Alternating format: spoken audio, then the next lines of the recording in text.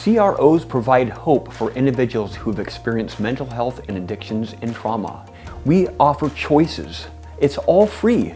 Most of the CROs have staff that are trained in peer support training and have lived experiences as the peers do. Based on a survey conducted this year, emergency room visits and suicide ideation have decreased dramatically from surveyed members. In this video, we have asked 5 CROs to describe the impact that they have had in the peer community. Hi, I'm Kyla Tinscher. I'm the Vocational Rehabilitation Coordinator with Project Abel. Abel is an acronym for a better life experience, which is what we try to provide folks with. In 2009, I lost my job when the market crashed. I was losing my home and I lost my sister unexpectedly. I was in a very dark place. Fortunately, someone from Project Abel got me out of my house and out of my head and invited me to come to one of the trainings. I realized that I was not the only person that had these thoughts or feelings, and was then able to have a sense of purpose and provide support to other individuals. I have now been here for 9 years. What we do is we fill in the gap in mental health services. On the average, we provide services to 180 individuals per month. We were the first in the state of Oregon to be certified to provide the peer support specialist training through the Oregon Health Authority. When I was meeting an individual for the first time with his VR counselor in her office, he stood up and extended his hand to say, "Hi, I'm Aaron, I'm schizophrenic." I looked at him, paused for a moment and said, "I just see Aaron." And he is now the only person in Salem providing all of the Voices and Visions programs, in addition to the Trauma Healing Recovery Group. To date, we have trained 1,700 individuals as peer support specialists. Hi, my name is Doyle Smith. I'm the Executive Director for Dual Diagnosis Anonymous of Oregon. Hi, and I'm Cassandra Monks, the Outreach Specialist with Dual Diagnosis Anonymous of Oregon. Dual Diagnosis Anonymous of Oregon is a nonprofit organization that helps people with substance abuse addictions and mental illness. We have groups in Project Abel, ROC, and around the state, which employs service workers, volunteers, and DDA outreach specialists. As an outreach specialist, I try to model recovery through shared experiences, showing our feelings, our fears, our hopes, and our experiences. Our peer support model is group focused, how to navigate the system, how to prevent their symptoms, how to recover from their addiction. We've been doing this since 1996, and through focus groups, surveys, and what people are saying, they're coming to our meetings and not going to crisis centers, not going to the hospitals, not being arrested as much.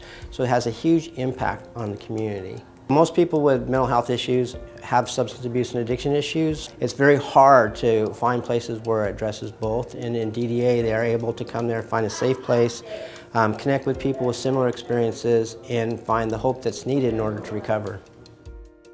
My name is Tia and I work at Youth Era. We are a nonprofit agency that works with youth ages 14 to 25. We do that in a number of different ways through our drop-in centers like the Salem Drop, through one-on-one peer support, wraparound, crisis teams, etc.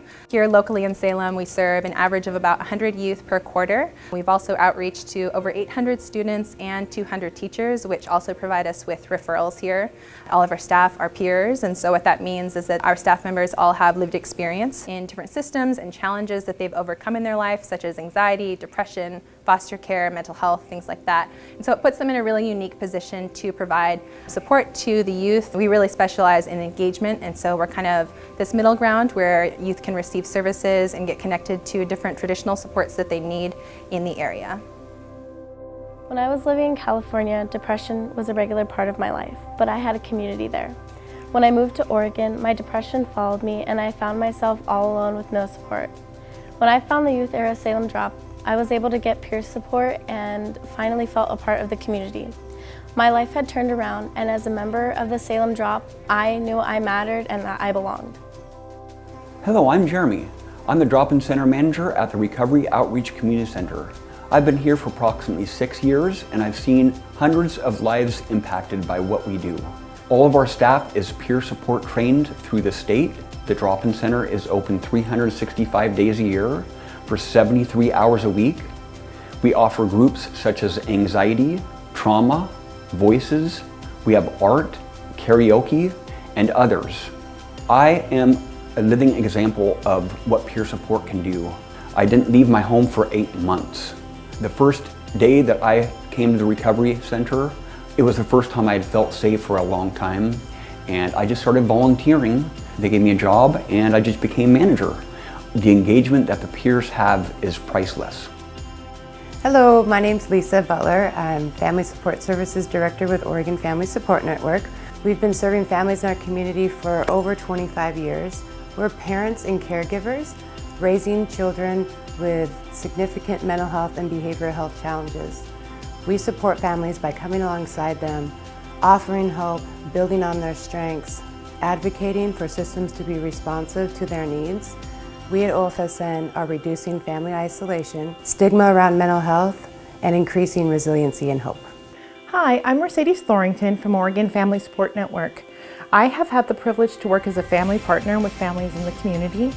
I have seen them build confidence with their family voice and choice, and in building partnerships with some of the systems that serve them, mental health, DHS, and school systems. It has been a privilege to work with families and really see them be able to build skills and advocate for their families and essentially build stronger families. In Oregon Family Support Network, we believe that nothing about us without us. It is evident that the community has become reliant on these vital services provided by these organizations. Hundreds of individuals are served every year, reducing the need for emergency services and cutting the suicide rate among these peers. Continued funding is vital to our success rate, and we can't grow without your support. Thank you for taking the time to learn more about what we do.